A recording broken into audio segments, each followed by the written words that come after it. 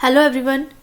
Today I want to discuss or to talk about a very critical issue that affects the farmer income, that will surely affect the livelihood of the millions of farmers in our country. So, doubling the farmers income strategies and constraints. It means farmers की income को increase करना है, ये न सिर्फ हमारी necessity है but कि हमारे लिए एक चैलेंज है, क्योंकि हमारा जो इंडिया का जो क्लाइमेट है वो बिल्कुल ही चेंज हो रहा है, जिसकी वजह से फार्मर्स को बहुत ज़्यादा प्रॉब्लम्स को फेस करना पड़ रहा है। यानी कि उनकी जो इनकम है वो बहुत ही कम है क्लाइमेट चेंज की वजह से। और दूसरा जो प्रोस्पेक्ट है वो है पॉपुलेशन जो है इंडिया की पॉपुलेशन, अगर 2022 का एस्टिमेट देखा जाए तो लगभग 1.38 बिलियंस इंडिया की पॉपुलेशन थी। और एग्रीकल्चर जो वर्कफोर्स है वो कितनी पॉपुलेशन जो है एग्रीकल्चर में काम कर रही है वो है 263 मिलियंस, अगर ये एक एस्टिमेटेड डाटा है। और हमारी जो फूड सिक्योरिटी है और एग्रीकल्चर लैंड है वो बहुत ही कम है as compared to population rate. यानी कि जितने भी स्मॉल होल्डिंग फार्मिंग है या फिर हमारा जो लैंड होल्डिंग्स है उसका साइज़ बहुत ही कम है। यानी कि आज हम अर्बनाइजेशन की ओर जा रहे हैं, लेकिन हमारी जो लैंड है वो कल्टिवेबल लैंड, जिसे कि आप एरेबल लैंड कह सकते हैं, वो कम होती जा रही है। यानी कि हमारे लैंड की फ्रेगमेंटेशन हो रही है, जिसकी वजह से क्लाइमेट के ऊपर बहुत ज़्यादा प्रेशर हो रहा है, या फिर आप कह सकते हैं कि क्लाइमेट चेंज हो रहा है। यानी कि जितना भी राइजिंग टेम्परेचर है उसकी वजह से प्रेसिपिटेशंस के जो चांसेस हैं और जो उसका पैटर्न है वो चेंज हो रहा है और सॉइल की डिग्रेडेशन हो रही है। तो मैं स्टार्ट करूँगी इसके इंट्रोडक्शन से कि हमारे जो प्रधानमंत्री हैं श्री नरेंद्र मोदी जी, उनका प्रोस्पेक्ट था फार्मर की इनकम को डबल करना बाय 2022। तो इन्होंने एक स्लोगन इसको अनाउंस किया था बजट स्पीच में, जो कि फरवरी 29, 2016 में इन्होंने जब बजट में स्पीच दी थी। तो इनका मिशन था कि फार्मर्स की इनकम को इंक्रीज़ करना है, यानी कि doubling the farmers income by 2022। इस इनकम को इंक्रीज़ करने का मेन मोटिव क्या था कि हमारी जो पॉपुलेशन है वो डे बाय डे इंक्रीज़ हो रही है और इंडिया में ग्रीन रेवोल्यूशन का कंसेप्ट चला था, जिसकी वजह से हम ज़्यादा से ज़्यादा डिपेंड हो रहे थे केमिकल फर्टिलाइज़र्स के ऊपर। तो केमिकल फर्टिलाइज़र्स का जो रोल था वो हमारी पॉपुलेशन को फीड करना था, यानी कि ज़्यादा से ज़्यादा ऑर्गेनिक्स को ना यूज़ करते हुए इनऑर्गेनिक फर्टिलाइज़र्स को या फिर सिंथेटिक फर्टिलाइज़र्स को जब हम यूज़ कर रहे थे तो हमारी प्रोडक्शन तो इंक्रीज़ कर रही थी।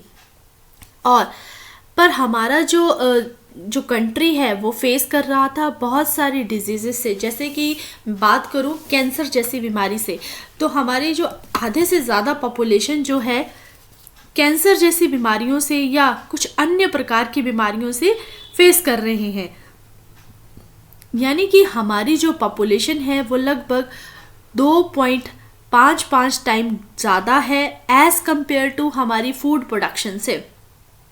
तो हम अपनी फूड प्रोडक्शन के चैलेंज को कैसे पूरा कर सकते हैं, कैसे फार्मर की इनकम को डबल कर सकते हैं, तो हमारे लिए एक बहुत ही चैलेंजिंग इशू है। तो इसीलिए प्रधानमंत्री नरेंद्र मोदी जी ने इस चीज़ के लिए, यानी कि इस एरिया को कल्टीवेट करने के लिए फार्मर्स को इस तरह की मशीनरीज प्रोवाइड करवाई गई हैं, या फिर उन्होंने ऐसी चीज़ों पे काम किया है जिसकी वजह से फार्मर्स जो हैं अपनी इनकम को इंक्रीज़ कर सकते हैं। तो जो फूड प्रोडक्शन है वो लगभग 51 मिलियन टन्स है थी हमारी 1950 और 51 की बात की जाए, पर 2016-17 का जो डाटा था उसके अकॉर्डिंगली 273 मिलियन टन्स हमारी फूड की प्रोडक्शन हो रही है।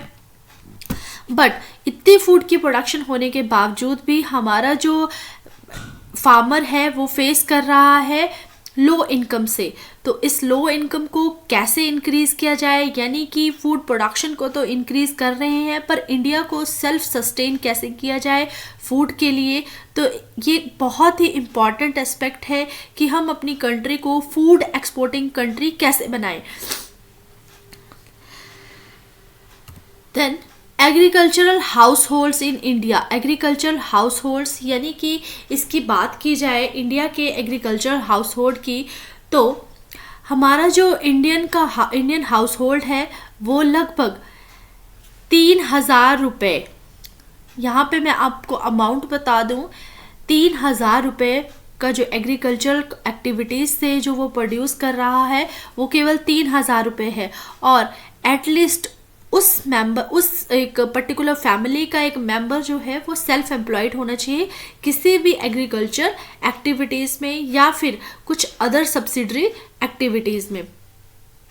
तो ये NSSO का डाटा है जिसके अकॉर्डिंगली जो कंजप्शन एक्सपेंडिचर सर्वे को अगर बताया जाए तो कंजप्शन एक्सपेंडिचर सर्वे 2011-12 में ये रिवील करता है कि लगभग 1/5 of the agricultural house hold जो है उनकी इनकम बिलो पॉवर्टी लाइन है, यानी कि वो PPLs में बिलोंग कर रहे हैं।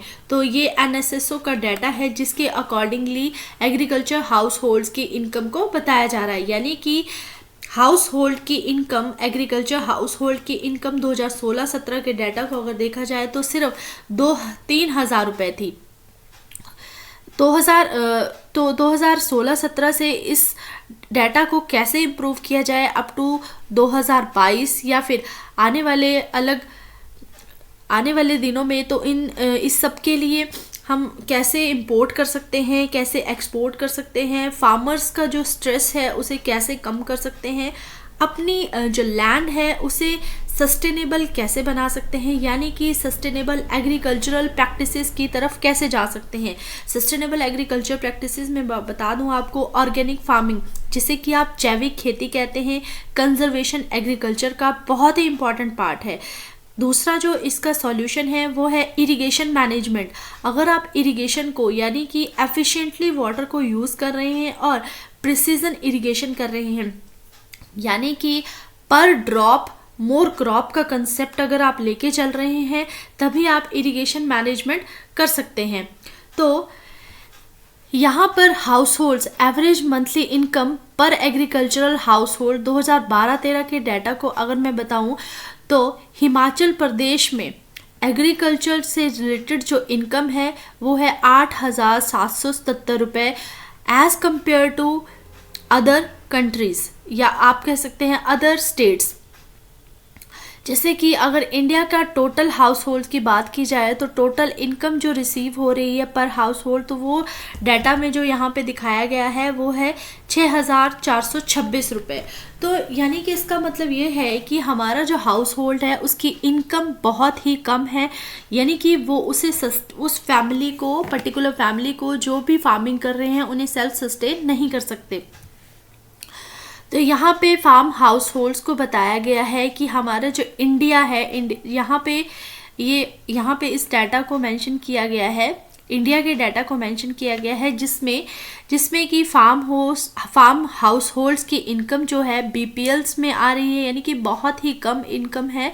तो ये आपका डाटा जो है 2011-12 का डाटा है, जिसे कि एक्सपेंडिचर सर्वे, कंजप्शन एक्सपेंडिचर सर्वे का डाटा लिया गया है NSSO की साइट से। तो कुछ पॉइंट्स हैं कि कैसे और किस चीज़ को इंक्रीज़ किया जाए, यानी कि what is to be doubled, is it output, हमें डबलिंग किस चीज़ की करनी चाहिए, जो हमारा प्रोड्यूस है उसे इंक्रीज़ किया जाए, या फिर वैल्यू एडेड प्रोडक्ट्स को इंक्रीज़ किया जाए, या फिर इनकम जो फार्मर्स इंक्रीज़ कर रहा है या फिर अर्न कर रहा है एग्रीकल्चरल एक्टिविटीज़ से। सो ये कुछ पॉइंट्स हैं जो डबलिंग द फार्मर इनकम्स में रहते हैं कि फार्मर की इनकम अगर इंक्रीज़ करनी है तो किन किन चीज़ों पे फोकस करना है और किस चीज़ को इंक्रीज़ करना है। सेकंड जो पॉइंट है वो है कि जो टारगेटेड इनकम है वो आपकी इनकम जो है वो एग्रीकल्चरल एक्टिविटीज़ से आ रही है। तो टारगेटेड इनकम को इंक्रीज करने का मतलब है कि एग्रीकल्चरल या फिर अलाइड एक्टिविटीज़ से जो इनकम कोई भी house hold, farming house hold receive कर रहा है उसे इंक्रीज किया जाए, या फिर जो फार्मर जो है वो एग्रीकल्चर एक्टिविटीज़ से, सिर्फ एग्रीकल्चर एक्टिविटीज़ से इनकम गेन कर रहा है। थर्ड जो इसका पॉइंट है वो है whether nominal income is to be doubled और real income is to be doubled. यानी कि अब दो वर्ड्स आते हैं, नॉमिनल इनकम और जो सेकंड वर्ड है वो है रियल इनकम। तो नॉमिनल इनकम मैं बता दूं कि जो जितना भी टोटल अमाउंट ऑफ मनी जो है वो एक इंडिविजुअल रिसीव कर रहा है या फिर हाउस होल्ड रिसीव कर रहा है विदाउट एडजस्टिंग, यानी कि बिना किसी एडजस्टमेंट से। इसका मतलब ये हुआ कि टोटल अर्निंग्स प्लस अलाउंसेस और जो बेनिफिट्स है वो आपकी नॉमिनल इनकम में आती है। देन आपका जो सेकंड टर्म है वो है आपकी real income. So real income का मतलब है कि ऐसी इनकम जो कि किसी भी हाउस होल्ड को मिल रही है, यानी कि रियल इनकम का मतलब है कि परचेज कर रहे हैं। अगर आप किसी भी, मान लीजिए कोई पावर सोर्स है उसे परचेज कर रहे हैं, कि कोई भी इंडिविजुअल उसे परचेज कर रहा है या फिर हाउस होल्ड उसे परचेज कर रहा है बाय एडजस्टिंग और some changes in the cost of living, यानी कि उसके जो कॉस्ट ऑफ लिविंग के अकॉर्डिंगली नॉमिनल इनकम से उसे चेंज किया जा रहा है, तो वो आपकी रियल इनकम आती है। यानी कि nominal income divided by 1 plus inflammation rate, that will be your nominal income. So then next is fourth point, or what it also includes income farmers from the other sources, यानी कि farmers की income other sources से। तो ये कुछ points हैं कि किस चीज़ को इंक्रीज किया जाए, फार्मर की इनकम को इंक्रीज किया जाए या लैंड को इंक्रीज किया जाए या फिर रियल इनकम को इंक्रीज किया जाए। देन आप कह सकते हैं कि कौन सी एग्रीकल्चर एक्टिविटीज़ से फार्मर्स को जो है इनकम के सोर्सेज को इंक्रीज किया जाए। तो इंडिया का जो लेवल है, अगर वेजेस की बात की जाए और लाइव स्टॉक की, तो यहाँ पे वेजेस के डाटा को 2002 से 2003 के डाटा को दिखाया गया है, जो कि 39% वेजेस और लाइव स्टॉक का डाटा रहता है, और आपका 4% आपका लाइव स्टॉक से जो हमें इनकम मिल रही थी उस टाइम पे, ठीक है। और जो नॉन फार्म बिजनेस है, जिसे कि पर्पल कलर में दिखाया गया है, वो आपका 11% था, और कल्टिवेबल लैंड जो थी वो 46% थी। तो 2012 का जो और 13 का जो डाटा था हमारे पास, उसके अकॉर्डिंगली हमारी जो कल्टिवेबल लैंड है वो इंक्रीज हुई है 2%, जिसका जो प्रतिशत में अगर देखा जाए तो 48% कल्टिवेबल लैंड जो है इंक्रीज की गई है, यानी कि 48% एरिया जो है कल्टिवेशन में यूज़ हो रहा है। तो कौन कौन से सोर्सेज हैं ग्रोथ के फार्मर्स की इनकम में? सबसे पहला इम्पॉर्टेंट एस्पेक्ट है कि एग्रीकल्चरल प्रोडक्टिविटी को इंक्रीज किया जाए या फिर उसे इम्प्रूव किया जाए। दूसरा, रिसोर्स यूज एफिशिएंसी। तीसरा, increase in cropping intensity. Then diversification towards high value crops and precision farming. First जो आपका आता है वो है आपका एग्रीकल्चरल प्रोडक्टिविटी। तो कैसे जो है फार्मर एग्रीकल्चर प्रोडक्टिविटीज़ को इंक्रीज कर सकता है? तो बहुत ही इम्पॉर्टेंट एस्पेक्ट है, अगर किसी फार्मर की इनकम को इंक्रीज करना है, यानी कि एग्रीकल्चर प्रोडक्टिविटी का मतलब है कि कितनी एफिशिएंसी है एग्रीकल्चर प्रोडक्शन की, जितने भी आप क्रॉप्स या लाइव स्टॉक्स को ले रहे हैं, और आप कितना इनपुट यानी कि लेबर, लैंड और आपका कैपिटल कितना इन्वेस्टमेंट हो रहा है, तो आपकी वो प्रोडक्टिविटी एग्रीकल्चर प्रोडक्टिविटी में आएगी। यानी कि एक मेजरमेंट है जिसमें कि एफिशिएंसी देखी जाएगी एग्रीकल्चर प्रोडक्शन की, जिसे कि आप टिपिकली मेज़र करेंगे एग्रीकल्चर आउटपुट से और इनपुट से। तो बहुत सारे फैक्टर्स हैं जो एग्रीकल्चर प्रोडक्टिविटी को अफेक्ट कर सकते हैं, जैसे कि टेक्नोलॉजी में अगर मैं बात करूं तो इरिगेशन, फर्टिलाइजर्स, पेस्टिसाइड्स और मशीनरीज। देन मैं बात करूँ रिसर्च एंड डेवलपमेंट की, तो रिसर्च और डेवलपमेंट में बहुत सारी ऐसी क्रॉप की वैरायटीज़ हैं या फिर फार्मिंग प्रैक्टिसेस हैं जो कि एग्रीकल्चर प्रोडक्टिविटी को अफेक्ट कर सकती हैं। Then education and training, so farmers की नॉलेज और स्किल को देखा जाए तो उसके बेस पर एग्रीकल्चर प्रोडक्टिविटी अफेक्ट हो रही है। तो मैं फर्स्ट पॉइंट को डिस्कस कर रही हूँ, एग्रीकल्चरल प्रोडक्टिविटी का क्या मतलब है और वो किन किन चीज़ों से अफेक्ट हो सकती है। देन इंफ्रास्ट्रक्चर में अगर बात की जाए तो roads, storage, warehouses, market chain, market value, उसके ऊपर डिपेंड करती है आपकी एग्रीकल्चर प्रोडक्टिविटी। देयर आफ्टर बहुत ही इंपॉर्टेंट एस्पेक्ट है क्लाइमेट का। क्लाइमेट चेंज बहुत ज़्यादा हो रहा है, टेम्परेचर, रेनफॉल, ड्रॉट जैसी प्रॉब्लम्स जो हैं फार्मर्स को फेस करनी पड़ रही हैं, क्योंकि हमारा जो क्लाइमेटिक चेंज है वो हर एक दिन में हमारा क्लाइमेट जो है चेंज हो रहा है, क्योंकि हमारा जो प्रेशर है, पॉपुलेशन का जो प्रेशर है क्लाइमेट के ऊपर ज़्यादा है। सॉइल की क्वालिटी भी एग्रीकल्चरल प्रोडक्टिविटी को अफेक्ट करेगी, यानी कि सॉइल जो है कितना एग्रीकल्चर की जो सॉइल है या प्रोडक्टिव जो सॉइल्स हैं वो कैसे इफ़ेक्ट हो रही हैं पॉपुलेशन की ग्रोथ की वजह से। देयर आफ्टर वाटर की अवेलेबिलिटी। अब क्लाइमेट चेंज, जैसे कि मैंने बताया कि क्लाइमेट चेंज की वजह से हमारे जो प्रेशर है पॉपुलेशन का, उसकी वजह से climate day by day change हो रहा है। तो इस चेंजिंग क्लाइमेट की वजह से वाटर की अवेलेबिलिटी, उसके ऊपर डिपेंड कर रही है एग्रीकल्चर प्रोडक्टिविटी, यानी कि इरिगेशन और रेनफॉल। तो सेकंड आपका जो मेन सोर्स है ग्रोथ का वो है रिसोर्स यूज़ एफिशिएंसी, यानी कि जितने भी रिसोर्सेज को आप यूज़ कर रहे हैं, जिन्हें कि आप इनपुट फैक्टर्स कह रहे हैं। इनपुट फैक्टर्स का मतलब है कि आपके सीड्स, फर्टिलाइज़र्स और आपकी जो कैपिटल है, लैंड है, उसे आप किस तरह से यूज़ कर रहे हैं, कितने एफिशिएंटली यूज़ कर रहे हैं ताकि आपकी मैक्सिमम प्रोडक्टिविटी हो और वेस्ट जो है वो मिनिमम रहे। तो इस तरह की एफिशिएंसी को रिसोर्स यूज़ एफिशिएंसी कहा जाता है। Thereafter increase in cropping intensity. Cropping intensity को इंक्रीज करके फार्मर की इनकम को इंक्रीज किया जा सकता है।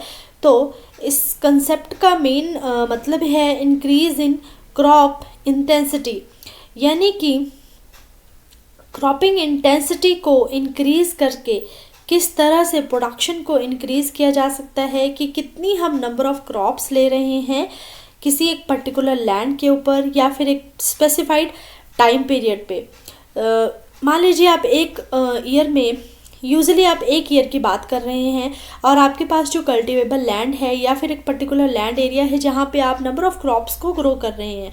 तो नंबर ऑफ क्रॉप्स को जब आप पर्टिकुलर लैंड एरिया में ग्रो कर रहे हैं किसी स्पेसिफिक टाइम पीरियड पे, तो इस तरह के जो क्रॉपिंग है उसे आप क्रॉपिंग इंटेंसिटी का नाम दे रहे हैं, यानी कि आप एक क्रॉप पे, एक सिंगल लैंड पे मल्टीपल क्रॉप्स को साइमल्टेनियसली दे रहे हैं। या तो उसे आप इंटरक्रॉपिंग कह सकते हैं या फिर आप रिले क्रॉपिंग का नाम दे सकते हैं, यानी कि सिक्वेंशली जब आप क्रॉप्स को ले रहे हैं।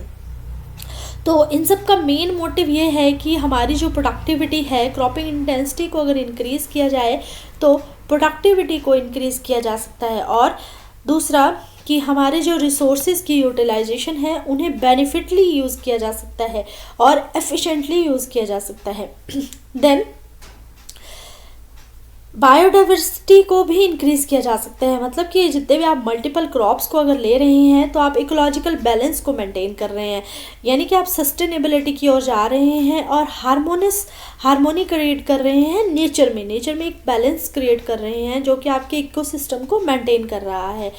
देन आप जितने भी आपकी जो रिड्यूस्ड इंसेक्ट पेस्ट और डिजीज़ हैं उनको आप रिड्यूस कर सकते हैं, क्योंकि आप क्रॉप की डाइवर्सिफिकेशन की ओर जा रहे हैं। जब क्रॉप की डाइवर्सिफिकेशन के ऊपर जा रहे हैं तो एक पर्टिकुलर इंसेक्ट जो कि एक पर्टिकुलर क्रॉप को इफेक्ट कर रहा है।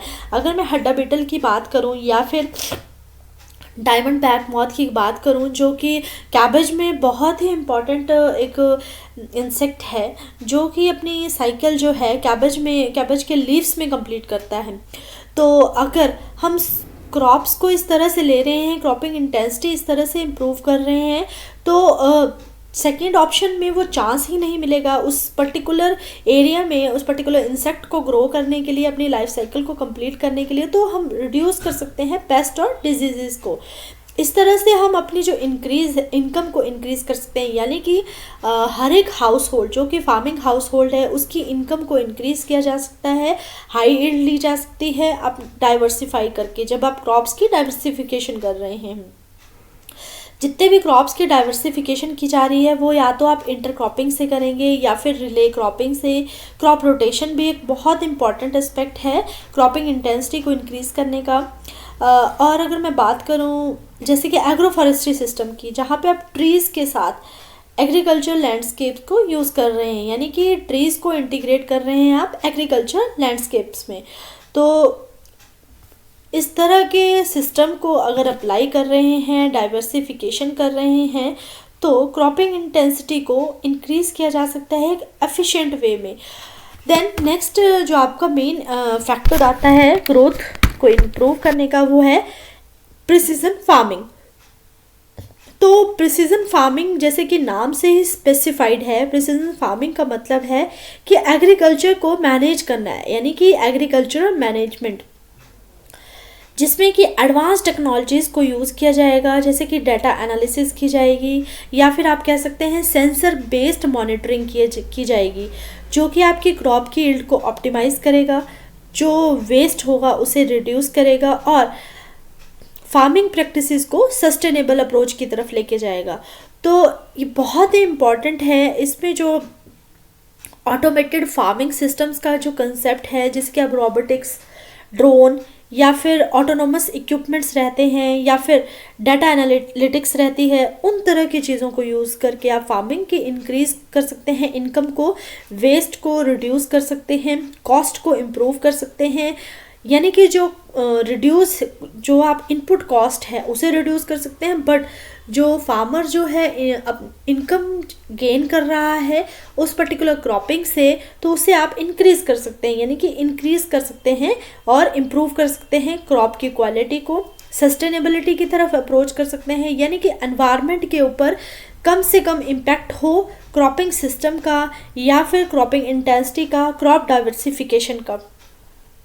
तो ये सारी चीज़ें तभी पॉसिबल होंगी यदि क्रॉप की मॉनिटरिंग प्रॉपर की जाएगी, सॉइल की मैपिंग प्रॉपर रहेगी, इरिगेशन मैनेजमेंट को ऑप्टिमाइज़ किया जाएगा और जितने भी टारगेटेड पेस्ट और डिजीज़ रहते हैं उन्हें कंट्रोल किया जाएगा। तो ये कुछ सोर्सेज हैं जिससे कि फार्मर की इनकम को इंक्रीज़ किया जा सकता है।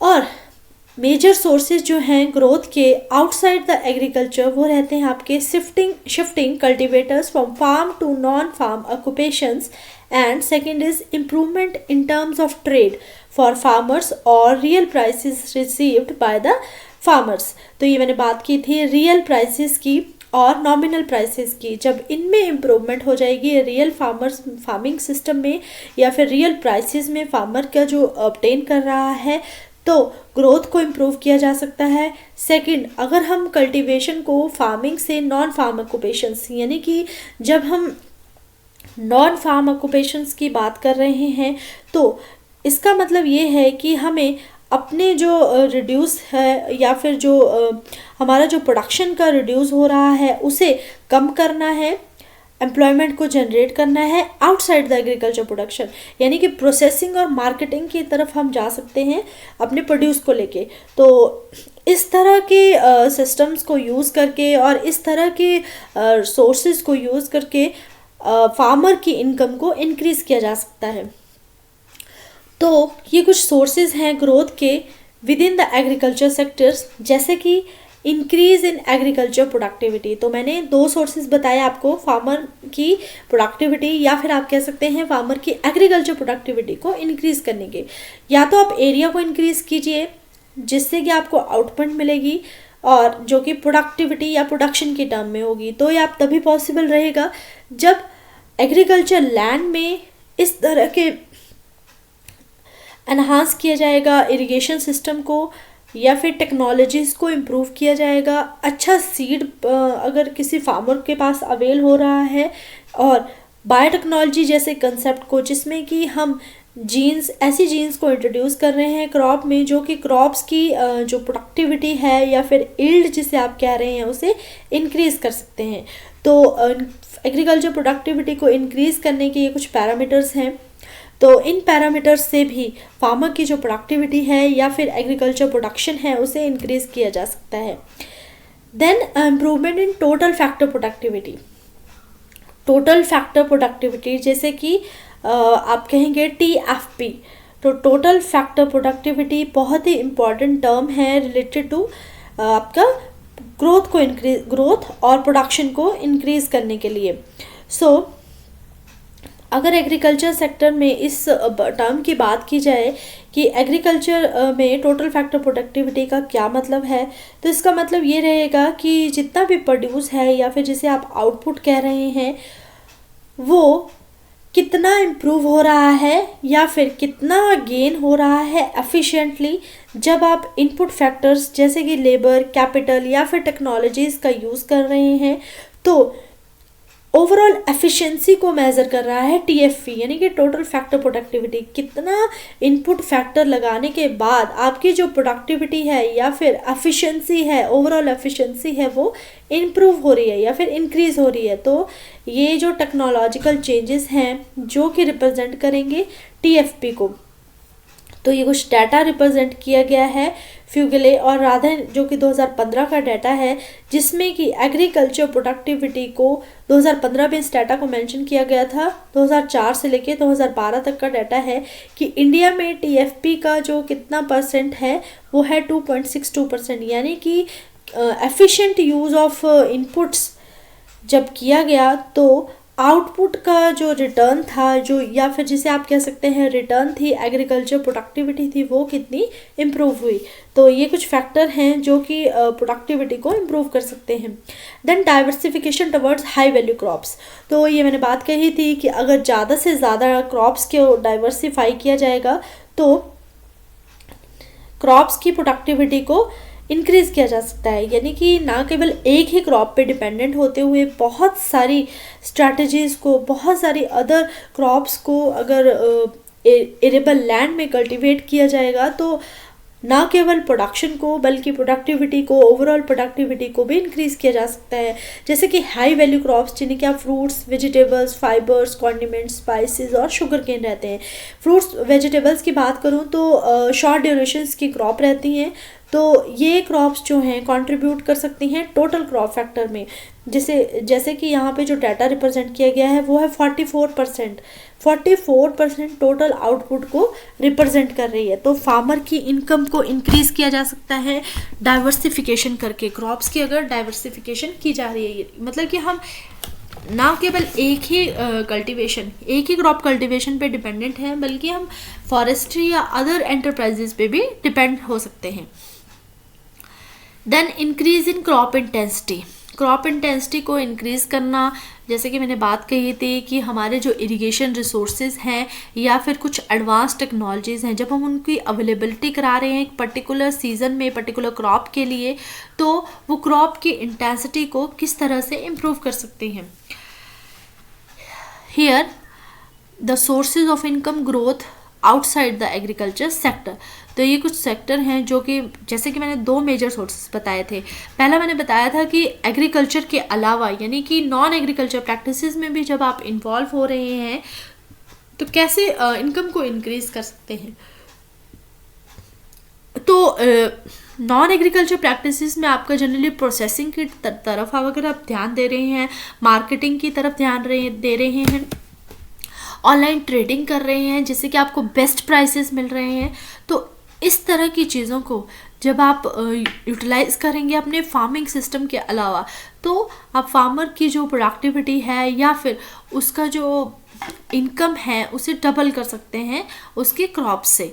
तो कुछ ओपन ट्रेड मार्केट्स हैं या फिर कुछ आउटसाइड मंडीज़ होती हैं जहाँ पे एक बेटर प्राइस मिल सकता है ऑनलाइन ट्रेडिंग सिस्टम के थ्रू पर्टिकुलर क्रॉप का। Then shifting cultivators to non farm and subsidiary activities. जैसे कि यहाँ पे बताया गया है रूरल एरियाज़ में एग्रीकल्चर सेक्टर में लगभग 64% टोटल वर्कफोर्स है, जो कि 39% टोटल रूरल एरिया से हैं या फिर रूरल नेट डोमेस्टिक प्रोडक्ट से हैं। तो इसका मतलब ये है कि हमारी जो एग्रीकल्चर से रिलेटेड जो वर्कफोर्स है वो अंडर एम्प्लॉयमेंट है।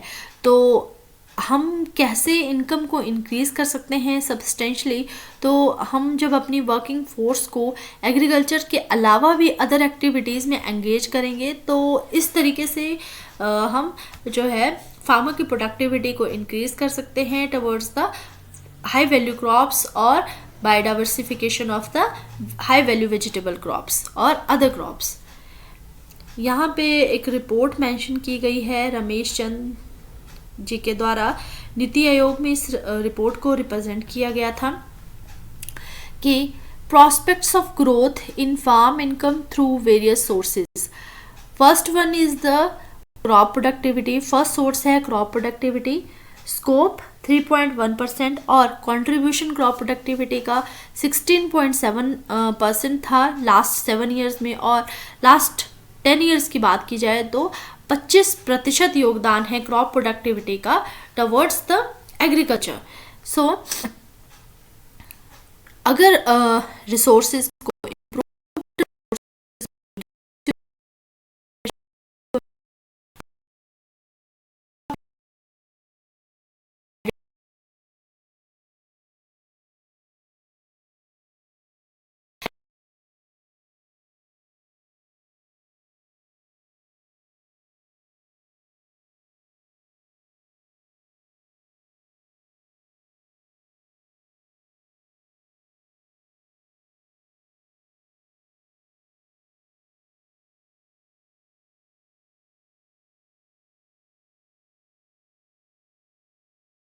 या फिर एक फार्मिंग हाउस होल्ड की जो इम्प्रूवमेंट है, उसकी जो डे टू डे लाइफ की एक्टिविटीज़ के लिए जो इनकम की रिक्वायरमेंट है वो कैसे इम्प्रूव की जा सकती है, कैसे एनहांस की जा सकती है जब हम इन सोर्सेज को यूज़ कर रहे हैं।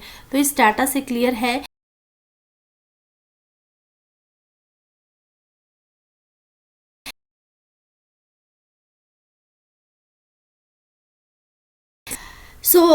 हम क्या कर सकते हैं फार्मर्स की इनकम को डबल करने के लिए। कुछ स्ट्रैटेजीज़ हैं जो फार्मर्स की इनकम को इंक्रीज़ कर सकती हैं। तो पहली स्ट्रैटेजी है assured irrigation, agriculture allied activities, crop insurance, warehouses, soil health card, value addition and national farm market. तो इरिगेशन की बात की जाए तो इसका मतलब है कि अच्छे से अच्छे इरिगेशन सोर्सेज का यूज़ किया जाए, इरिगेशन स्ट्रैटेजीज़ को अपनाया जाए ताकि जो वाटर का लॉस है वो कम हो और पर ड्रॉप मोर क्रॉप का कंसेप्ट रहे। यानी कि आप जितना वाटर यूज़ कर रहे हैं वो वाटर एफिशिएंटली यूज़ हो और रन ऑफ ना हो उस वाटर का। तो ये कुछ स्ट्रैटेजीज़ हैं जैसे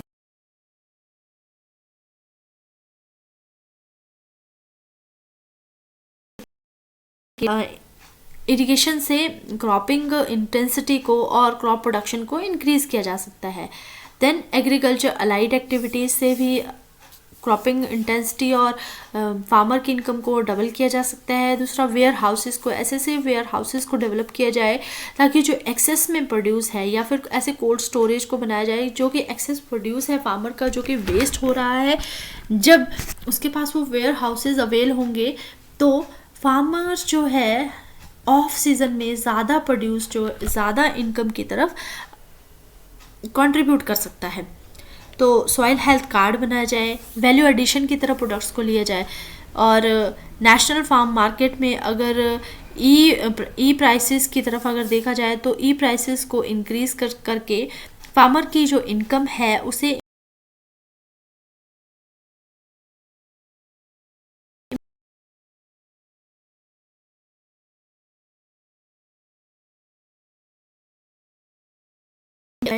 कुछ इंटीग्रेटेड फार्मिंग सिस्टम को अवेल किया जाए, या फिर रियल प्राइसेस अगर फार्मर को बेटर मिल रहे हैं as compared to the nominal prices तो फार्मिंग इनकम को इंक्रीज़ किया जा सकता है। और कुछ स्पेशल पॉलिसीज़ हैं जो कि गवर्नमेंट से सब्सिडीज़ मिलती हैं, उसके थ्रू भी फार्मर की इनकम को इम्प्रूव किया जा सकता है। तो यहाँ पे कुछ इंटरवेंशंस है कि फार्मर की इनकम को कैसे इम्प्रूव किया जा सकता है। तो पहला जो इंटरवेंशन है वो है वाटर रिलेटेड कंपोनेंट की तरफ, यानी कि वाटर स्टोरेज स्ट्रक्चर्स को बनाया जाए जिन्हें कि एफिशिएंटली यूज़ किया जाए, जैसे कि रेन वाटर हार्वेस्टिंग टैंक्स को बनाया जाए।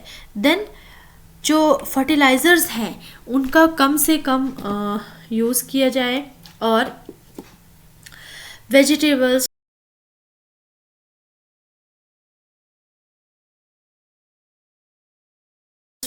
thereafter timely availability of quality seedlings of vegetables and fruits, कि जो सीड है उसकी अवेलेबिलिटी टाइमली हो as compared to the other things, कि अगर फार्मर को सीड जो है एक प्रॉपर टाइम पे अवेल हो रहा है और अच्छी क्वालिटी का सीड अवेल हो रहा है, तो फार्मर जो है ये एक्सपेक्ट कर सकता है कि उसकी जो आउटपुट रहेगी, यानी कि जो प्रोडक्शन रहेगी उस सीड से जो कि वो एरेबल लैंड में यूज़ कर रहा है, तो वो हमेशा इंक्रीज़ रहेगी क्योंकि उसे अच्छी क्वालिटी का सीड मिल रहा है।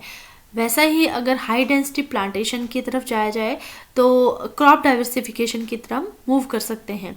Then integrated pest management practices को फॉलो किया जाए, और बहुत सारे ऐसे लेजिस्लेटिव मेजर्स हैं जिससे कि क्रॉप को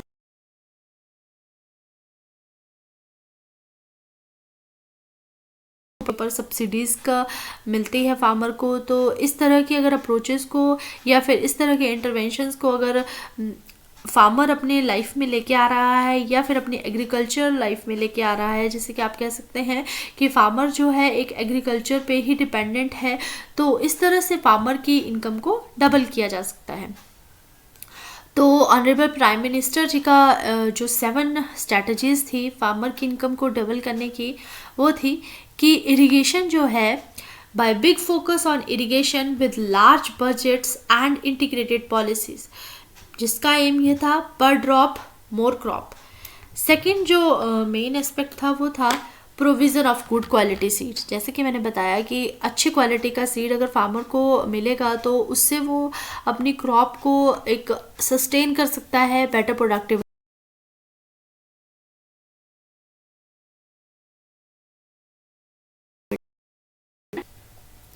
तो ये मैंने बताया कि वेयर हाउसेस का होना बहुत इम्पॉर्टेंट है और कोल्ड स्टोरेज का होना बहुत इम्पॉर्टेंट है, क्योंकि हमारा जो पोस्ट हार्वेस्ट लॉसेस हैं वो लगभग 35% पोस्ट हार्वेस्ट लॉसेस हो रहे हैं अगर हम वेजिटेबल्स, फ्रूट्स या अदर कमोडिटी की बात कर रहे हैं। देर आफ्टर वैल्यू एडिशन की तरफ जाया जाए, जितने भी वैल्यू एडेड प्रोडक्ट्स हैं जो कि एक्सेस में जो आपका प्रोड्यूस है, अगर किसी फार्मर का एक्सेस में प्रोड्यूस है तो उसे वैल्यू एडेड प्रोडक्ट्स को बनाने के बारे में बताया जाए ताकि वो फूड प्रोसेसिंग इंडस्ट्रीज को भी बढ़ावा दे सके।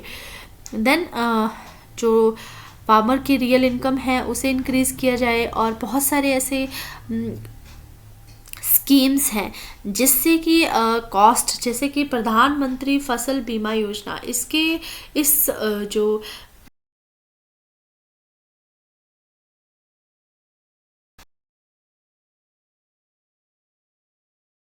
या फिर क्रॉप की इंश्योरेंस की जाए ताकि जो भी रिस्क है जैसे कि बारिश की वजह से या फिर कोई अदर क्लाइमेटिक फैक्टर्स हैं जिसकी वजह से कभी ड्राउट हो रहा है या स्ट्रेस में बायोटिक और एबायोटिक फैक्टर्स की वजह से अगर क्रॉप में कुछ किसी भी किसान की क्रॉप को अगर इफेक्ट हो रहा है तो वो प्रधानमंत्री फसल बीमा योजना से अपने उस जो स्कीम है उससे मिटिगेट कर सकता है रिस्क को, जिसकी वजह से वो एक अफोर्डेबल प्राइस को ले सकता है। और बी कीपिंग, पोल्ट्री, फिशरीज, इस तरह की अदर एक्टिविटीज़ को भी फार्मिंग एक्टिविटीज़ में इंक्लूड किया जाए। तो कुछ अदर स्ट्रैटेजीज़ हैं जैसे कि उन्हें भी अडॉप्ट किया जा सकता है, like organic food programmes, then integrated farming system,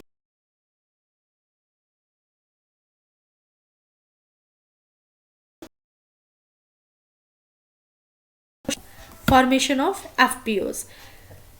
तो ये कुछ प्रोडक्ट्स हैं या फिर कुछ ऐसी चीज़ें हैं जिसकी वजह से जिन्हें आप कह सकते हैं ऐसी स्ट्रैटेजीज़ हैं जिसकी वजह से फार्मर की इनकम को इंक्रीज़ किया जा सकता है। यानी कि जब हम ऑर्गेनिक फूड की बात कर रहे हैं तो हमारा मेन फोकस आज के टाइम में ये है कि हमारी जो पॉपुलेशन है वो इंक्रीज़ हो रही है डे बाय डे, और इतनी फास्ट ग्रोइंग पॉपुलेशन को फेड कराना है, वो भी कम एरिया होने के का साथ, यानी कि हमारी जो एरेबल लैंड है वो कम है, उसके साथ ज़्यादा पॉपुलेशन को फीड कराना है, तो हमें ऑर्गेनिक फूड की तरफ जाना पड़ेगा ताकि कम से कम डिपेंडेंस हो फर्टिलाइजर्स के तरफ, और हम एक हेल्दी लाइफ।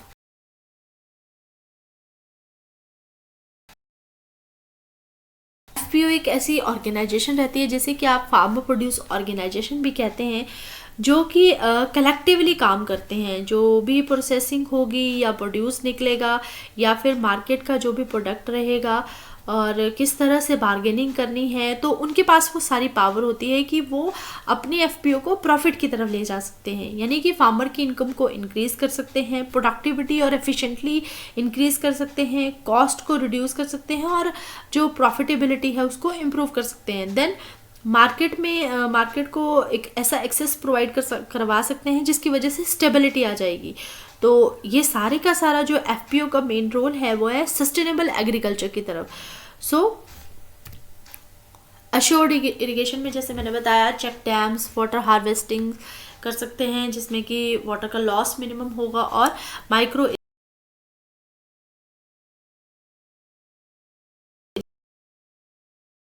करके।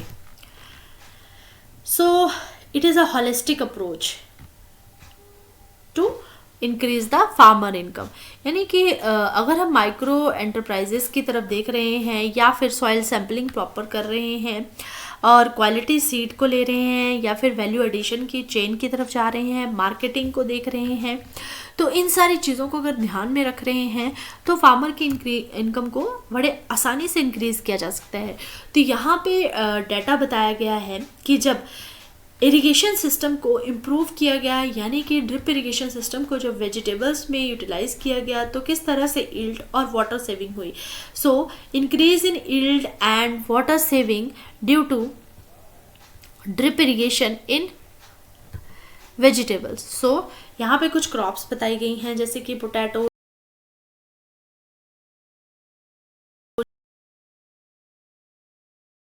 मेंशन्ड है यील्ड।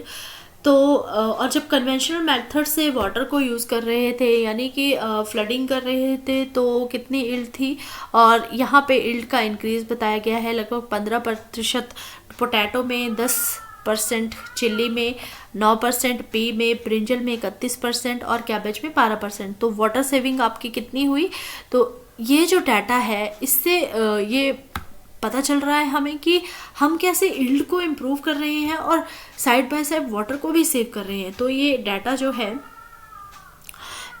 हिमाचल के फार्मर्स के डाटा को मेंशन कर रहा है, जो कि रिपोर्ट किया गया था हमारे वाइस चांसलर जी के द्वारा, HC शर्मा जी के द्वारा, जिसका कंसेप्ट जो है ये था कि फार्मर की इनकम को डबल किया जाए। Then intercropping with vegetable crops, जैसे कि फार्मर ऐसी क्रॉप्स को ही ग्रो कर रहे हैं, तो अगर हम इंटरक्रॉपिंग कर रहे हैं इन क्रॉप्स की एप्पल के साथ या फिर ऐसी हाई वैल्यू क्रॉप के साथ जो कि फार्मर की प्रोडक्टिविटी को या फिर वेजिटेबल क्रॉप्स की प्रोडक्टिविटी को इम्प्रूव कर रहे हैं, तो अगर हम इंटरक्रॉपिंग कर रहे हैं हाई वैल्यू क्रॉप की या फिर ऑफ सीजन वेजिटेबल्स की, तो इससे जो है हम एक्सप्लॉइट कर सकते हैं फार्मर की इनकम को। जैसे कि मान लीजिए आप ऑफ सीजन में वेजिटेबल्स की इंटरक्रॉपिंग कर रहे हैं, लाइक पी, कैबेज और कॉलीफ्लावर की इंटरक्रॉपिंग कर रहे हैं अदर मेन क्रॉप के साथ, तो फार्मर की इनकम को इंक्रीज़ किया जा सकता है, क्योंकि दोनों से ही साइड बाय साइड हम एक मार्केट में एक इतना हाई प्राइस ले सकते हैं कि जिसकी वजह से फार्मर की इनकम जो है ऑटोमेटिकली डबल हो जाएगी। Then watershed management, constructing check dams and farm ponds की मैंने बात बताई कि वाटर को कैसे एफिशिएंटली यूज़ किया जा सकता है। यहाँ पे कुछ इंटीग्रेटेड फार्मिंग सिस्टम को बताया गया है। पहला जो इंटीग्रेटेड फार्मिंग सिस्टम है वो है कि हॉर्टिकल्चर के साथ फार्मिंग की जाए, ब्लेंडिंग ऑफ बहुत सारी क्रॉप्स के साथ फार्मिंग की जाए, डेयरी को यूज़ किया जाए, fisheries, poultry, dairy husbandry, integrated vegetable production, इस तरह की अगर हम कंसेप्ट लेके चल रहे हैं, यानी कि हम जब इंटीग्रेटेड फार्मिंग अप्रोच की तरफ जा रहे हैं, या फिर सेकंड आपका जो मेन रहेगा वो रहेगा organic agriculture, organic farming system, then vertical farming, thereafter hydroponics, aquaculture, aqua farming and permaculture, that is permanent agriculture, जैसे कि आप स्थायी खेती का नाम देते हैं। तो इस तरह की अगर हम टेक्निक्स को, इस तरह के फार्मिंग सिस्टम को इन्वॉल्व कर रहे हैं मेन फार्मिंग के साथ, यानी कि इंटीग्रेट कर रहे हैं बहुत सारे सिस्टम्स को फार्मिंग में, तो इससे फार्मर्स की जो क्रॉप्स की प्रोडक्शन है और प्रोडक्टिविटी है उसे इम्प्रूव किया जा सकता है। Then reducing post harvest losses, तो अगर हम वेयर हाउसेज या फिर स्टोरेज के लिए इंफ्रास्ट्रक्चर को डेवलप कर रहे हैं, कुछ कूल चेन्स का सिस्टम को अप्रोच कर रहे हैं, या फिर जितना भी हमारा एक्सेस ऑफ प्रोड्यूस है उसे वैल्यू एडिशन की तरफ लेके जा रहे हैं और ट्रांसपोर्ट की फैसिलिटी को इम्प्रूव कर रहे हैं, यानी कि हम सारे के सारे सिस्टम को जब ऑटोमेशन की तरफ और ऑटोनोमस स्ट्रक्चर बना रहे हैं एक, तो उसकी वजह से हम जो है या फिर एक नॉर्मल फार्मर जो है अपने इनकम को इंक्रीज कर सकता है, क्योंकि वो ऑफ सीजन में अच्छा प्राइस ले सकता है उस पर्टिकुलर कमोडिटी का। देन बहुत इंपॉर्टेंट है shifting towards the protected cultivation. Protected cultivation की बात करें तो प्रोटेक्टेड कल्टीवेशन का डायरेक्ट जो रिलेशन है वो है ऑफ सीजन प्रोडक्शन की तरफ। तो अगर ऑफ सीजन प्रोडक्शन की तरफ ऐसे क्रॉप्स को हम सेलेक्ट कर रहे हैं जिनकी मार्केट में डिमांड ज़्यादा है और प्राइसेस जिनका ज़्यादा हो सकता है, तो इन तरह की क्रॉप को अगर हम ले रहे हैं प्रोटेक्टेड स्ट्रक्चर्स में, तो ऑटोमेटिकली हम जो है डिजीज़ रेजिस्टेंट वेराइटीज़ को ही ग्रो करवाएंगे जो कि आपके प्रोटेक्टेड स्ट्रक्चर में ग्रो करेंगी। तो उससे जो है ऑफ सीजन में फार्मर जो है अच्छा प्राइस अवेल कर सकता है, क्योंकि फार्मर को अच्छा प्राइस अवेल करने के लिए सबसे ज़्यादा इम्पॉर्टेंट रहता है कि क्लाइमेटिक रिस्क रहते हैं, जो कि जब आप अंदर खेती करेंगे यानी कि संरक्षित खेती की तरफ जाएंगे, तो फार्मर जो है प्रोटेक्टेड कल्टीवेशन की तरफ जब जा रहा है तो वो एक क्लाइमेट रेजिलिएंट क्रॉपिंग कर रहा है, यानी कि वो डिपेंडेंट नहीं है क्लाइमेट के ऊपर, वो डिपेंडेंट है अच्छी क्वालिटी के सीड के ऊपर या फिर डिजीज़ रेजिस्टेंट वेराइटीज़ के ऊपर, और या फिर ऐसी वेराइटीज़ जो हाई यील्ड दे रही हैं। तो इन तरह की वेराइटीज़ को जब हम प्रोटेक्टेड कल्टीवेशन के अंदर लेके आ रहे हैं तो फार्मर जो है अप्रोच कर सकता है ऑफ सीजन में बेटर प्राइसेस की तरफ। तो यहाँ पे स्ट्रैटेजीज़ बताई गई थी कि किस तरह से ओपन फील्ड में और प्रोटेक्टेड कंडीशंस में जो यील्ड है, यील्ड का जो गैप है वो बहुत ज़्यादा है। जैसे कि बात करें टोमेटो की, तो टोमेटो की जो प्रोडक्टिविटी है वो 110 थी जब प्रोटेक्टेड कंडीशन में था, और ओपन फील्ड कंडीशन में 50 के ऊपर है। तो आप देख सकते हैं कि कितना ज़्यादा मार्जिन है यील्ड में और रेट में। तो रिटर्न फार्मर को कितना मिल रहा है ओपन फील्ड में, या फिर वो प्रॉफिट कितना ले रहा है ओपन फील्ड कंडीशंस में एज कंपेयर टू जो आपको प्रोटेक्टेड है वहाँ पे कितना इनकम गेन कर रहा है, कितना उसे रिटर्न मिल रहा है as compared to open field condition. तो बहुत ही ह्यूज डिफरेंस है यहाँ पर डाटा का, जो आप बिल्कुल क्लियरली इस पिक्चर को देख सकते हैं, इस डाटा को क्लियरली देख सकते हैं कि कुकुम्बर, कैप्सिकम और टोमेटो जैसी क्रॉप्स को जब ओपन फील्ड में ग्रो किया गया और जब प्रोटेक्टेड स्ट्रक्चर में ग्रो किया गया तो वहाँ पर रिटर्न कितना था और नेट प्रॉफिट कितना मिल रहा है। देन लो टनल टेक्नोलॉजीज़ को, जैसे कि चिल्ली और कैप्सिकम में जब लो टनल टेक्नोलॉजी को यूज़ किया गया, जो कि एक एडवांस टेक्नोलॉजी है फार्मर के लिए, तो किस तरह से इनकम को और नेट इनकम को इम्प्रूव किया गया। तो यहाँ पे आप इस डाटा से देख सकते हैं कि कितना डिफरेंस है 95,000 और 2,78,750 रुपीज़ पर हेक्टेयर। मतलब इतना इनकम अगर एक फार्मर गेन कर रहा है per hectare as compared to without low tunnel technologies, तो एक ह्यूज डिफरेंस है दोनों डाटास में। तो इसका मतलब ये है कि इस तरह की प्रोटेक्टिव कल्टीवेशन करके वेजिटेबल्स की जब प्रोटेक्टिव कल्टीवेशन की जा रही है तो फार्मर की इनकम को इंक्रीज किया जा सकता है। यहाँ पे कुछ क्रॉपिंग पैटर्न्स बताए गए हैं एज पर क्रॉप और मार्केट डिमांड। जैसे कि मॉड्यूल 1 में टोमेटो और कैप्सिकम को फरवरी टू अक्टूबर तक ग्रो किया जा सकता है। बीन्स, कुकुम्बर, पीस, कोरिएंडर और लेट्यूस जैसी क्रॉप्स को अक्टूबर और फरवरी में ग्रो किया जा सकता है।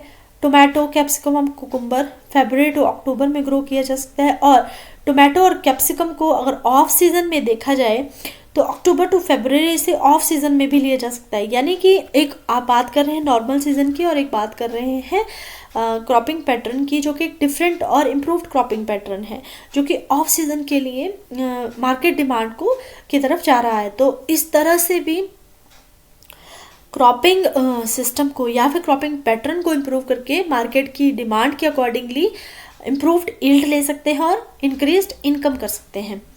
तो यहाँ पे कुछ अदर क्रॉप्स बताई गई हैं, जैसे कि कॉलीफ्लावर, कैबेज या फिर अदर क्रॉप्स हैं जो कि आप सितंबर फरवरी में ले सकते हैं। तो ये मार्केट के डिमांड के ऊपर आप इस तरह के क्रॉप्स को ग्रो कर सकते हैं और इन पर्टिकुलर टाइम पे।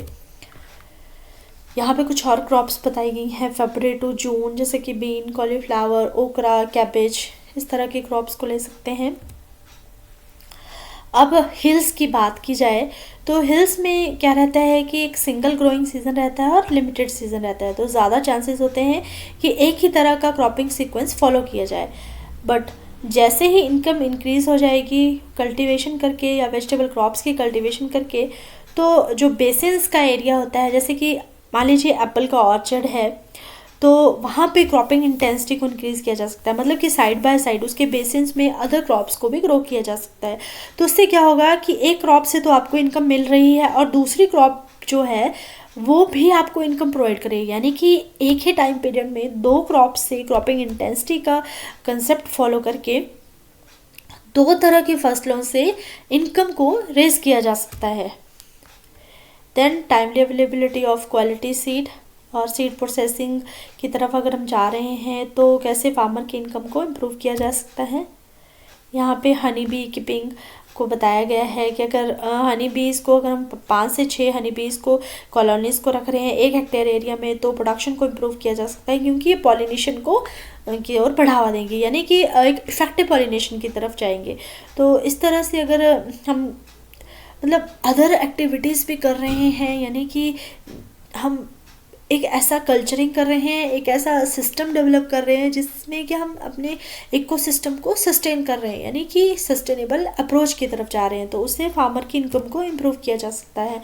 तो यहाँ पे कुछ मैकेनिज्म बताया गया है for upscaling and the pollination purpose को। जब हनी बीज से पॉलिनेशन कराई जाएगी तो ऑन फार्म पे जब रिसर्च और डेमोस्ट्रेशंस को किया गया जिसमें बी कीपिंग्स को रखा गया, तो बी कीपिंग को रखा गया फॉर पॉलिनेशन पर्पस के लिए, तो बहुत सारे एक्सटेंशन वर्कर्स उसमें इन्वॉल्व थे और एक प्रॉपर ट्रेनिंग प्रोग्राम प्रोवाइड किया गया।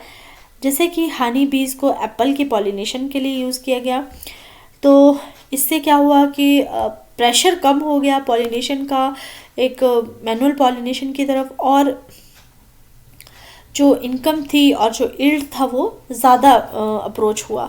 तो इस तरह से फाइनेंशियल सपोर्ट एक फार्मर को मिल सकता है। तो ये कुछ मैकेनिज़्म बताया गया है अपस्केलिंग का फार्मर की इनकम को इंक्रीज़ करने के लिए, यानी कि जब हम पॉलिनेशन को मैनेज कर रहे हैं तो किस तरह से फ्रूट ग्रोअर्स की जो एसोसिएशन है वो प्रोडक्ट की जो एफिशिएंसी है उसको प्रोड्यूस करने की, या किसी क्रॉप की एफिशिएंसी है प्रोड्यूस करने की, पर्टिकुलर आउटपुट तक लेके जाने की, यानी कि जो भी प्रोड्यूस एक फार्मर को मिल रहा है अपनी एक पर्टिकुलर क्रॉप से, तो उसे कैसे इम्प्रूव किया जा सकता है। देन वैसे ही सेरिकल्चर को अगर इम्प्रोवाइज़ कर रहे हैं जनरेटर इनकम को जनरेट करने के लिए, जैसे कि मलबरीज और में सिल्क वॉर्म की अगर रेयरिंग की जा रही है तो कैसे मटेरियल जो है फार्मर्स तक डिस्ट्रीब्यूट किया जाएगा और मार्केटिंग स्ट्रेटजीज़ को एम्प्लॉय किया जाएगा। सिल्क इंडस्ट्री की तरफ हम एम्प्लॉयमेंट एक जनरेट कर सकते हैं, यानी कि एक यंग एंटरप्रेन्योर के लिए बहुत ही इम्पॉर्टेंट है अगर सेरिकल्चर का काम किया जा रहा है, जो कि एक सेल्फ एम्प्लॉयमेंट की स्कीम है। फिर बताएंगे कि हम कैसे हम मशरूम कल्टीवेशन को, यानी कि इस तरह का क्रॉप लाइफ स्टॉक सिस्टम है जो कि मिड हिल्स में बहुत इंपॉर्टेंट है फार्मर्स की इनकम को इंक्रीज़ करने के लिए, यानी कि ये एक स्मॉल स्केल का एग्रीकल्चर इंडस्ट्री है। Then processing and value addition. तो मैंने बताया कि प्रोसेसिंग और वैल्यू एडिशन का हमारे जो पोस्ट हार्वेस्ट लॉसेस हैं वो बहुत ज़्यादा हो रहे हैं as compared to other things. तो लगभग 35% लॉस जो है पोस्ट हार्वेस्ट लॉसेस का ही हो रहा है। तो किस तरह से पोस्ट हार्वेस्ट लॉसेस को कम किया जाए, तो इसके लिए ग्रेडिंग और पैकेजिंग प्रॉपर की जाए, सोलर ड्रायर्स यूज़ किए जाए, और फ्रूट्स और फ्लावर्स के लिए प्रोसेसिंग इंडस्ट्रीज़ में या फिर इस तरह से स्मॉल स्केल पे प्रोसेसिंग इंडस्ट्रीज़ को डेवलप किया जाए जो कि प्रमोट कर सकें वैल्यू एडेड प्रोडक्ट्स को। तो इस तरह के रिसोर्सेज को और इस तरह के वैल्यू एडिशन अगर हमें करनी है तो किस तरह से हम जो एक फार्मर है पोस्ट हार्वेस्ट लॉसेस को कम कर सकता है, तो इससे भी फार्मर की इनकम को इंक्रीज़ किया जा सकता है। तो ये कुछ स्टेप्स हैं कि फार्मर की इनकम को कैसे इंक्रीज़ कर रहे हैं, कैसे सस्टेनेबल एक्टिविटीज़ से या फिर सस्टेनेबल एग्रीकल्चर प्रैक्टिसेस से फार्मर की इनकम को इम्प्रूव किया जा सकता है।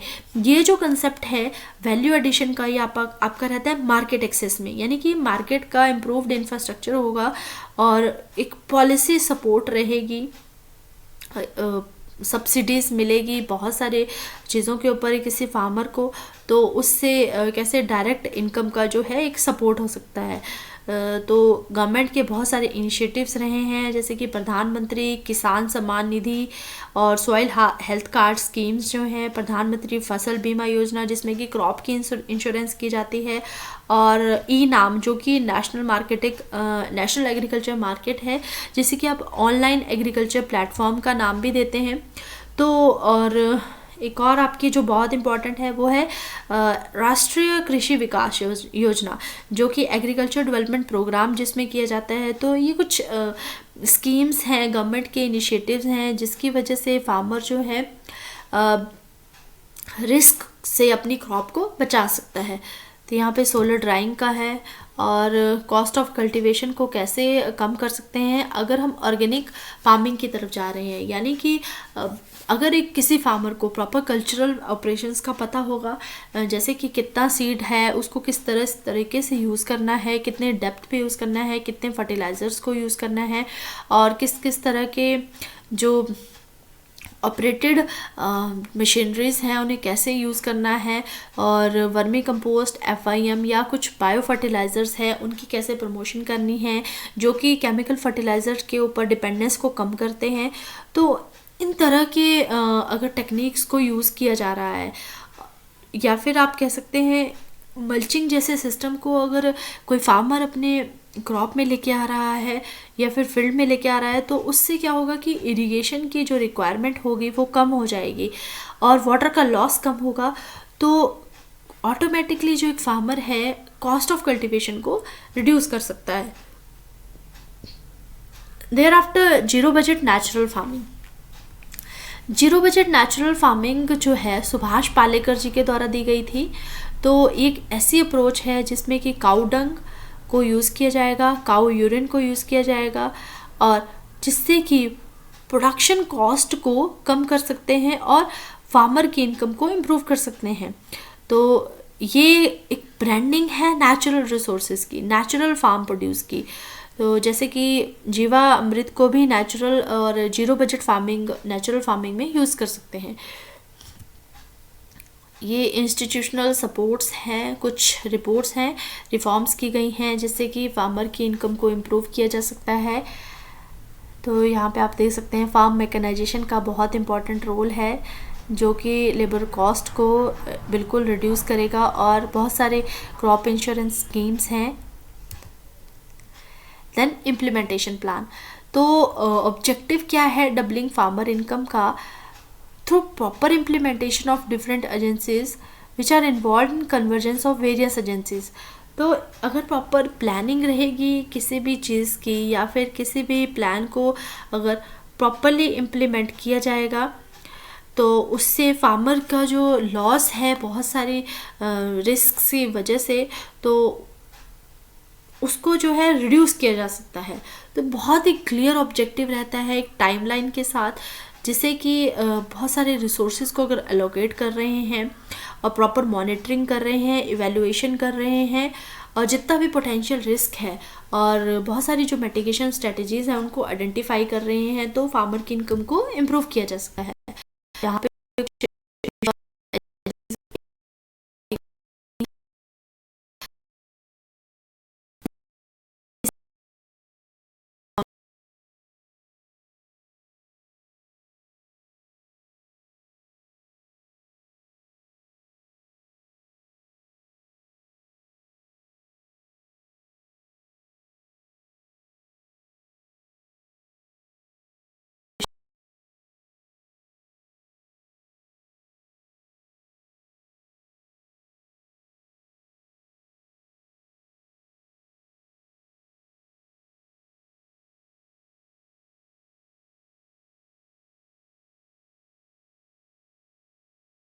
these particular aspects.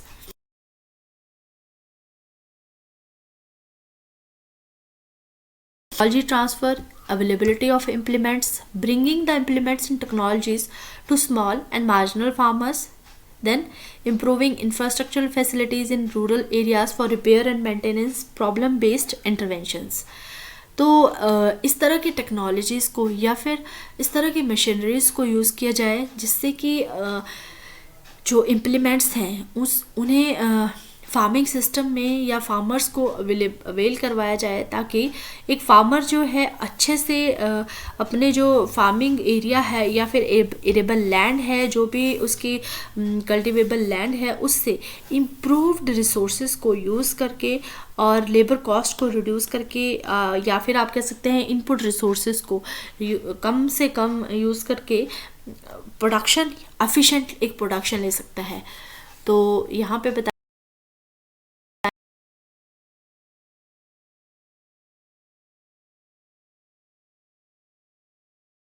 Seed bed preparation proper कर सकते हैं रोटावेटर से.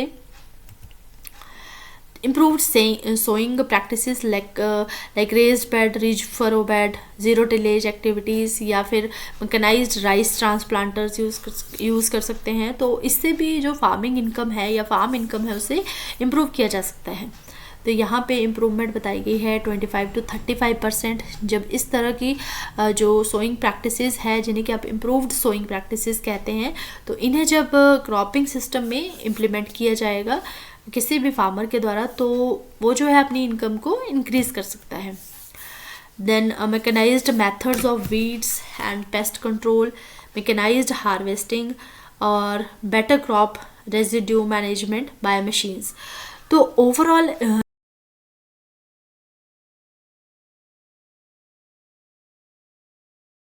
फार्मिंग इनकम को या किसी फार्म इनकम को इम्प्रूव किया जा सकता है और कॉस्ट ऑफ कल्टीवेशन को रिड्यूस किया जा सकता है. तो इससे होगा क्या कि जो फार्मर होगा वो जब मैकेनाइज्ड चीज़ों को यूज़ करेगा या मशीनरीज़ को यूज़ करेगा तो उससे कॉस्ट ऑफ प्रोडक्शन के ऊपर बहुत इफ़ेक्ट पड़ेगा. यानी कि कॉस्ट ऑफ जो प्रोडक्शन है वो रिड्यूस होगी और जो टाइमली हार्वेस्टिंग होगी वो प्रॉपर एक टाइम पे रहेगी और एक्स्ट्रा इनकम जो है फार्मर को मिल सकती है अगर इस तरह की इंटरवेंशंस को यूज़ किया जा रहा है. ये कुछ स्कीम्स हैं जिसे मैं पहले भी बात की थी कि national mission on agricultural extension and technology and some other scheme, national crop insurance scheme, राष्ट्रीय कृषि बीमा योजना, pilot weather based crop insurance scheme, biogas development program, then राष्ट्रीय कृषि विकास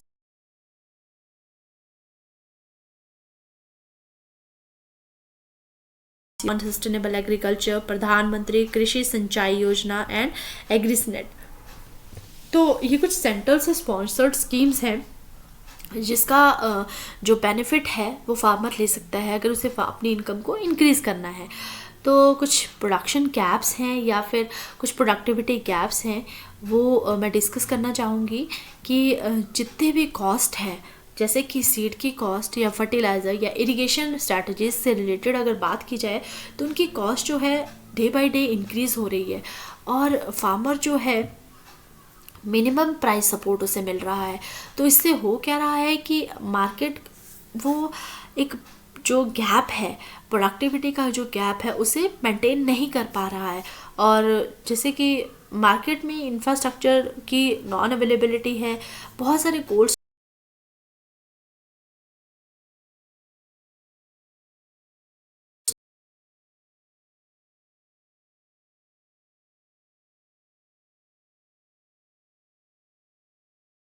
सब्सिडी इसके ऊपर लगभग 6 से 7% सब्सिडी मिलती है. एरिया वाइज सब्सिडी बनाई गई है.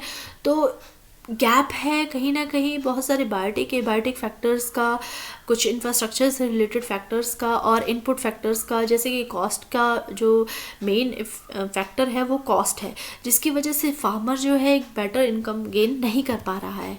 तो ये कुछ लिमिटेशंस हैं प्रॉफिटेबिलिटी और डाइवर्सिफिकेशन की ओर जिससे हम नहीं जा पा रहे हैं, यानी कि पोस्ट हार्वेस्ट लॉसेस ज़्यादा हो रहे हैं, ट्रांसपोर्ट की फैसिलिटीज़ इतनी नहीं है, या फिर आप कह सकते हैं कि स्टोरेज स्ट्रक्चर्स और प्रोसेसिंग की चेन्स इतनी अच्छी नहीं है इंडियन कंडीशंस की अगर बात की जाए तो।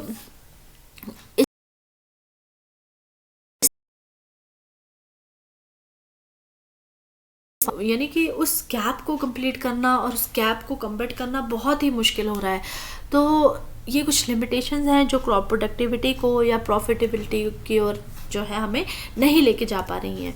तो वाटर कंजर्वेशन और कुछ वाटर स्टोरेज टेक्निक्स को अगर यूज़ किया जा रहा है, इस तरह की टेक्नोलॉजीज़ को यूज़ किया जा रहा है, जैसे कि चेक डैम्स और कुछ मीडियम स्मॉल साइज़ के डैम्स को अगर बनाया जाए रिवर्स और रिवुलेट्स के एरिया के अकॉर्डिंगली या फिर उनके अक्रॉस, तो रेन वाटर को हार्वेस्ट करके फार्मर की इनकम को इंक्रीज़ किया जा सकता है। यानी कि वो अपनी जैसे फार्मिंग कम्युनिटी है वो वाटर स्टोरेज करके उसकी कंजर्वेशन करके फार्मर की इनकम को अपने फार्मर की इनकम को इम्प्रूव कर सकता है।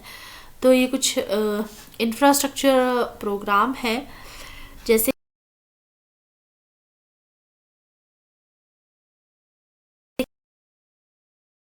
अप्लाई हो रहा है और डिस्ट्रीब्यूट हो रहा है फार्मर्स तक, प्रॉपर डिस्ट्रीब्यूशन हो रहा है मैन्योर्स और फर्टिलाइजर्स का, सॉइल टेस्टिंग सेंटर्स जो हैं प्रॉपरली वर्क कर रहे हैं और प्लांट प्रोटेक्शन मेजर्स को प्रॉपरली यूज़ किया जा रहा है या फिर फार्मर्स को उनकी नॉलेज दी जा रही है। तो एग्रीकल्चर मार्केटिंग सिस्टम की अगर इन तरह के सिस्टम्स की अगर किसी भी फार्मर को नॉलेज रहती है और तो वो जो है अपने जो इनकम है उसे इम्प्रूव कर सकता है और प्रोडक्शन एफिशिएंटली ले सकता है। तो ये कुछ प्रोजेक्ट है under rural infrastructure development fund के अकॉर्डिंगली, जिसमें कि माइक्रो इरिगेशन और इरिगेशन से रिलेटेड इंफ्रास्ट्रक्चर को डेवलप किया जाए हिमाचल प्रदेश में। स्पेसिफिकली हिमाचल प्रदेश की बात की गई है यहाँ पर, ताकि क्रॉपिंग एरिया को इंक्रीज़ किया जाए और क्रॉप डाइवर्सिफिकेशन की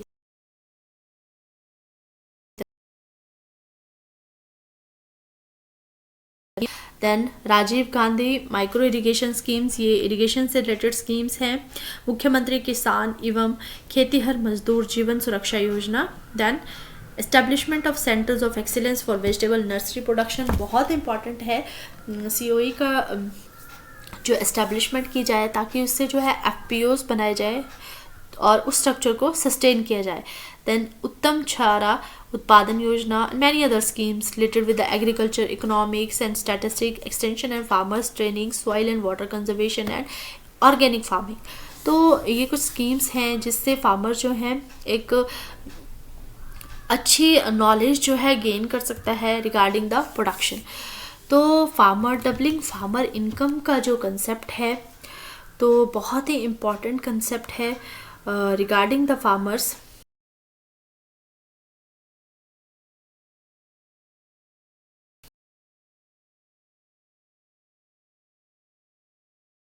इम्प्रूव किया जा सकता है।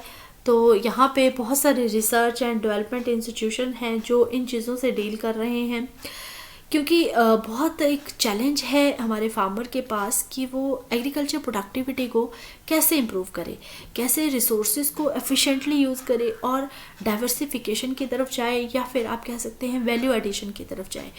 तो ये स्ट्रैटेजीज़ जो हैं, अगर जितनी भी मैंने स्ट्रैटेजीज़ की बात की, एग्रीकल्चर प्रोडक्टिविटी यानी कि crop insurance, precision farming, irrigation management, farmer producer organisation और बहुत सारे ऐसे मार्केट इंफ्रास्ट्रक्चर डेवलपमेंट प्रोग्राम्स हैं, सॉइल हेल्थ कार्ड्स हैं, ऑर्गेनिक फार्मिंग है, एफिशिएंट वाटर यूज़ है और चेक डैम्स हैं, क्रॉप डाइवर्सिफिकेशन है। इस तरह की अगर स्ट्रैटेजीज़ को यूज़ किया जाएगा